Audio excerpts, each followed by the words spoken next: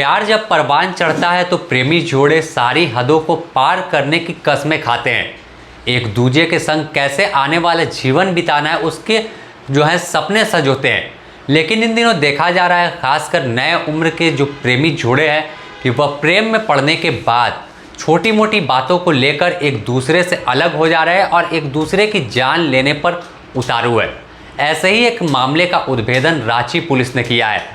बात खिलाड़ी की रहने वाली मंजू और अनगढ़ा थाना क्षेत्र के रहने वाले पशुपति की है। दोनों बेंगलोर में रहकर अलग अलग काम करते थे और इस दौरान दोनों की मुलाकात हुई। जब दोनों को पता चला कि वह रांची जिला के रहने वाले हैं, तो प्रदेश में उन्हें ऐसा लगा कि कोई अपना साथी मिल गया।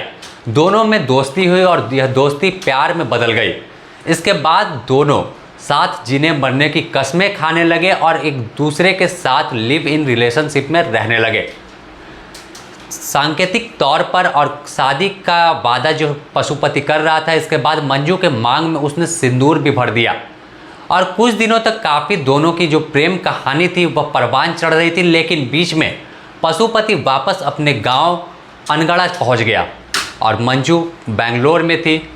मंजू से काफ़ी दिनों से फ़ोन पर बातचीत नहीं होने के बाद मंजू खोजते हुए पशुपति को गांव अनगढ़ा पहुंची, तो पता चला उसे कि पशुपति किसी और लड़की के प्यार के जाल में फंसा हुआ है और अब वह साफ तौर पर इनकार कर रहा है कि वह उससे शादी नहीं कर सकता।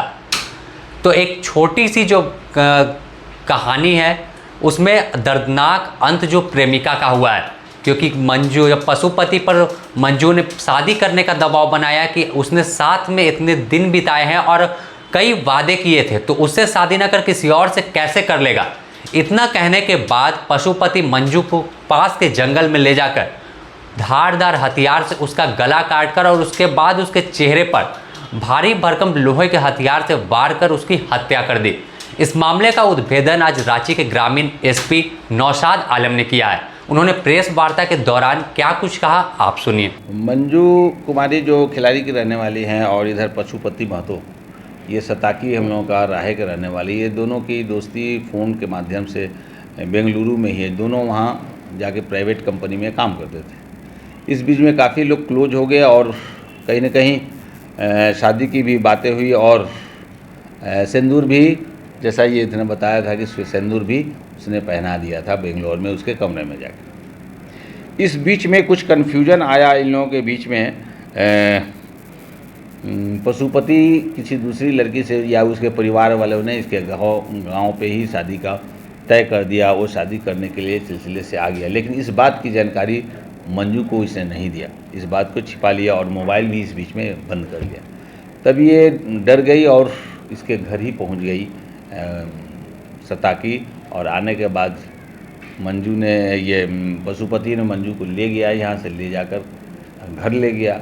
घर में इसे और बताया कि हमसे शादी करो, तुम दूसरे से क्यों कर रहा। ये प्रेशराइज की। तो गुस्से में, नाराज़गी में आकर उसने ये जो सामग्री देख रहे हैं, कुल्हाड़ी और गाउली, इसके माध्यम से उसने गले पर प्रहार किया, पूरे शरीर पर, चेहरे पर प्रहार करके छत विछत कर दिया और बोरा में बंद करके अपने घर से दूर और जंगल, चूँकि ऑलरेडी सताकी जंगली एरिया है ही, उसके और इंटीरियर जाके जंगल में उसको फेंकाया।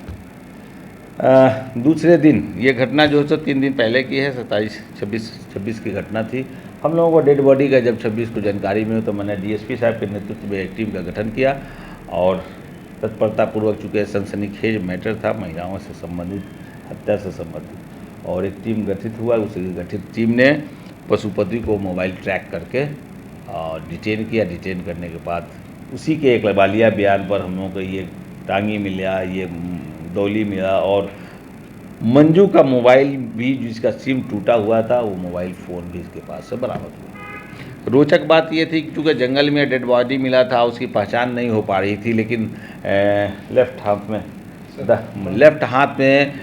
उस डिटेन किया। डिटेन करने के बाद उसी के एक लबालिया बयान पर हम लोगों को ये टांगी मिला, ये दौली मिला और मंजू का मोबाइल भी, जिसका सिम टूटा हुआ था, वो मोबाइल फ़ोन भी इसके पास से बरामद हुआ।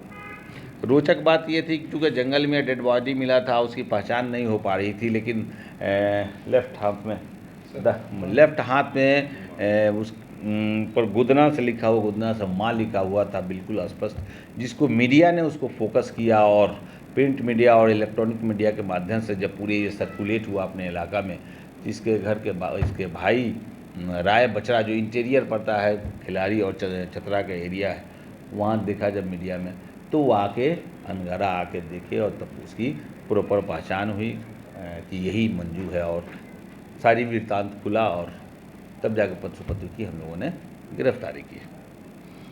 अब हम ये कह सकते हैं कि इस ढंग की ये वारदात अक्सर हम लोगों को रांची में देखने को मिल रहा है, इंटीरियर एरिया में भी है, शहरी क्षेत्र में भी। अभी हाल में ही हम लोग में लापुंग में इसी टाइप का मैटर आया है। तो ये गंभीर तो मामला ज़रूर है, सलाह इस रूप का हम लोग ज़रूर दे सकते हैं और प्रयास भी कर रहे हैं मीडिया के माध्यम से, लोगों को सचेत भी करना चाहेंगे हम कि बच्चियां जो भी हैं, चाहे कामकाजी हों या यहाँ शहर में रहने वाली हों, और बहुत झांसे में आने की ज़रूरत उनको नहीं है।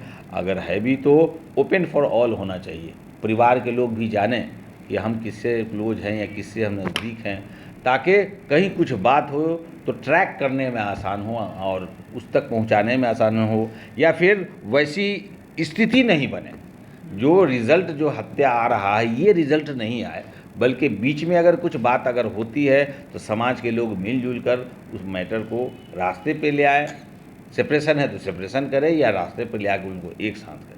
हत्या होना बहुत बड़ी बात है, दो लाइफ, दो परिवार इसमें बर्बाद हो रहा है और मैसेज भी खराब जा रहा है। इस पर हम लोगों को अंकुश लगाने की ज़रूरत है। तो साफ तौर पर रांची पुलिस भी लोगों से अपील कर रही है कि जिस तरह से हाल के दिनों में मामले आ रहे हैं उसमें खास तौर पर देखा जा रहा है कि प्रेमी और प्रेमिका पहले तो प्यार की बड़ी बड़ी कस्में खाते हैं और वादे करते हैं, लेकिन बाद में हत्या करने को उतारू है।